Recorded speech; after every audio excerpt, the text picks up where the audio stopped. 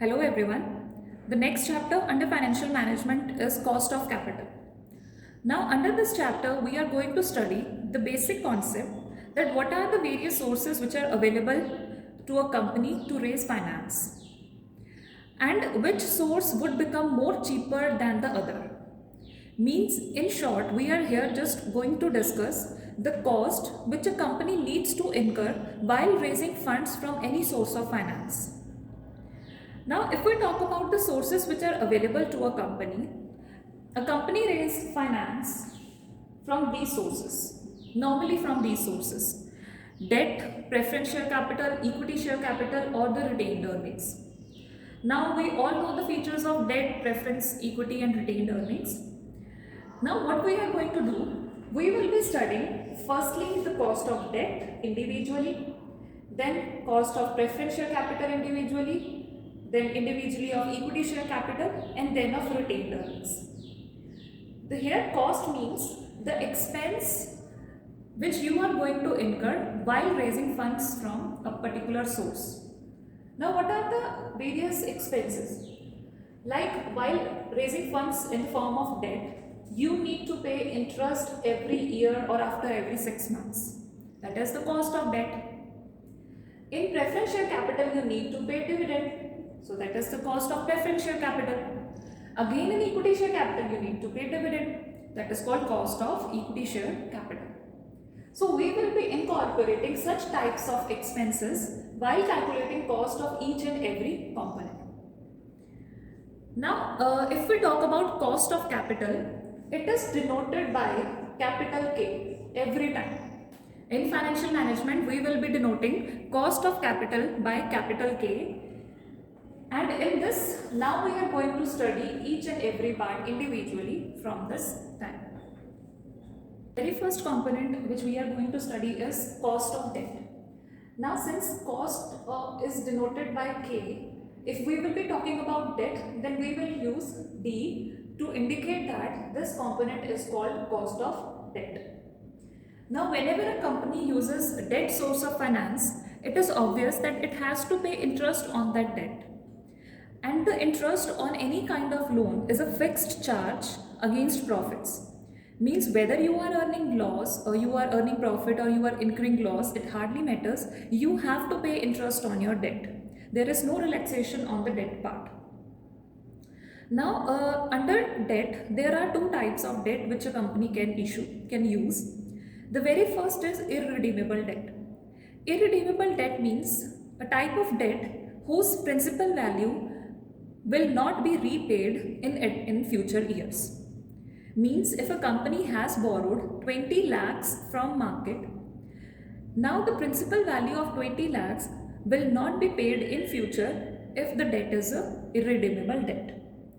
In this case, only interest will be paid to the one who has given us that debt.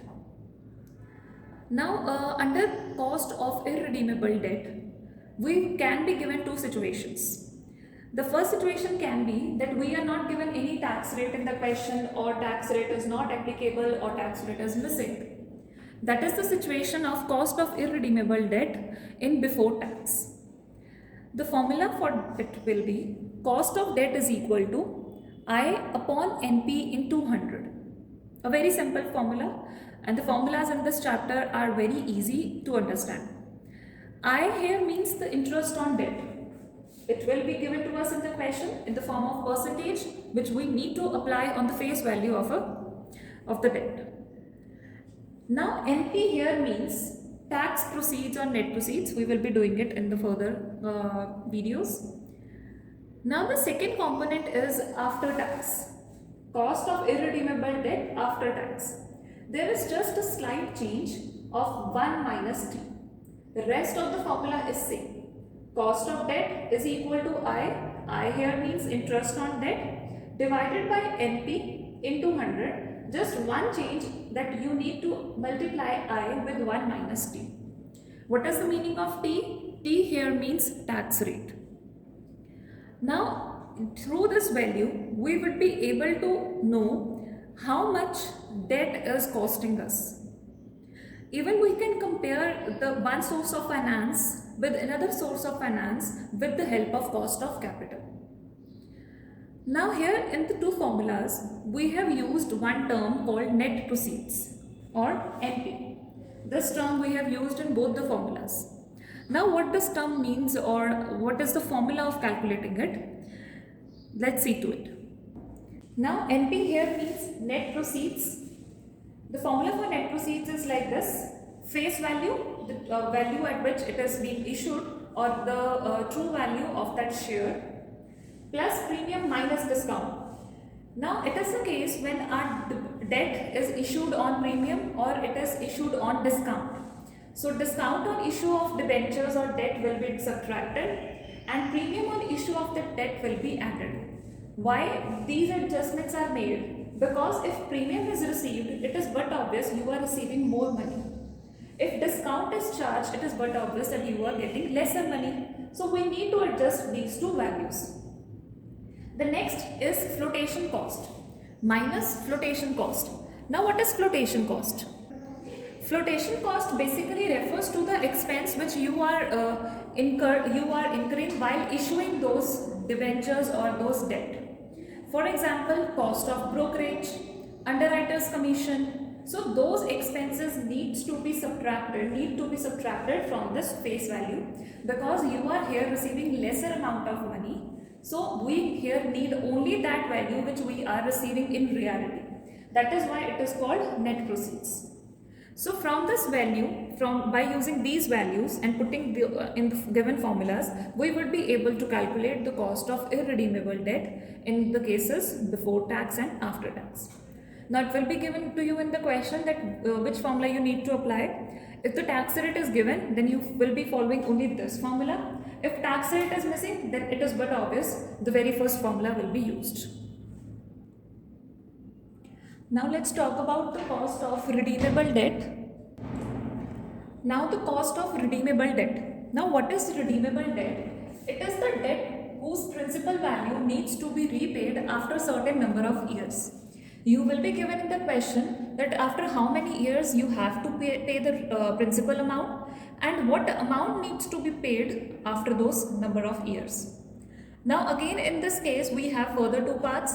We can calculate its cost as before tax and after tax. The formula here gets changed. KD means the cost of debt. Now there is no such distinction between cost of irredeemable debt and cost of redeemable debt. Both are denoted by the same name KD. I, which means the interest on debt, plus 1 upon N. N means the number of years after which you have to repay the debt, repay the principal amount. RV, bracket start RV. RV means redeemable value, the amount which you have to pay back. It can be plus premium minus discount. So the amount which you need to repay, redeemable value, minus NP, net proceeds we have done just before, divided by 1 by 2 of RV plus NP. You have to add these two and then divided by 2, multiply by 100. So this is the formula. Now in this formula we have not used anywhere the tax rate because it is a case of before tax. When tax rate is missing, it is not given to us in the question or it is not applicable. Now since here in each and every formula we are using 100. In the irredeemable debt we have used 100 and here also. It means the KD value which we will get after applying these formulas will be in the form of percentage. Now if we talk about the after tax irredeemable debt, in this case again KD, I means the interest rate, 1 minus T. This part is different. You have to charge the tax rate. That is why it is 1 minus T.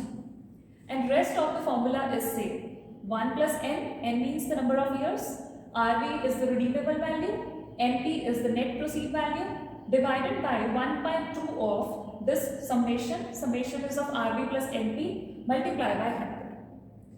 Now everything will be given to you in the question. You just need to calculate the value of cost of debt from the given values. So we will be solving the practical question in the next video of cost of debt. Thank you.